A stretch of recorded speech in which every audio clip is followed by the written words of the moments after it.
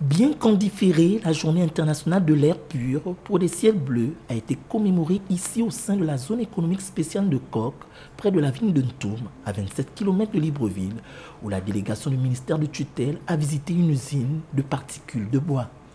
Les opérateurs économiques de cet espace industriel ont été invités à cesser toute pratique du brûlage de déchets de bois à l'air libre en favorisant le recyclage dans le but de réduire les émissions atmosphériques pour améliorer la qualité de l'air. Le bois de chire on produit ici, c'est approximatement même 550 tonnes par jour. On peut utiliser tous les bois de chire qu'on produit dans la zone.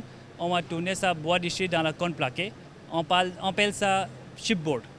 Chipboard, c'est un board qu'on utilise pour les meubles. Le meuble maintenant qui peut même 50-60% pour le meuble on peut utiliser dans la menuiserie. Très engagé et bon élève dans la protection de l'environnement, le Gabon a pris des mesures importantes depuis plusieurs années pour réduire la pollution de l'air, à l'instar de son adhésion volontaire en 2020 à la Coalition pour le climat et l'air pur.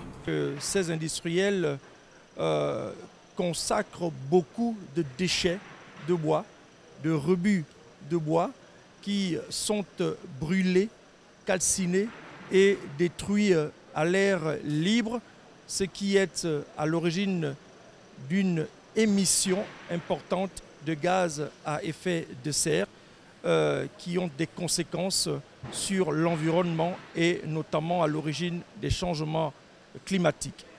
Et aujourd'hui, heureusement pour nous, il y a des solutions.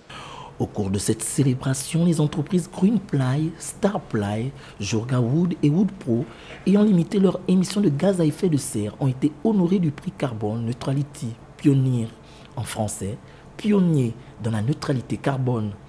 La Journée internationale de l'air pur pour des ciels bleus, célébrée chaque 7 septembre, rappelle l'importance de respirer un air pur et de travailler en synergie pour améliorer la qualité de l'air pour la protection de la santé des hommes.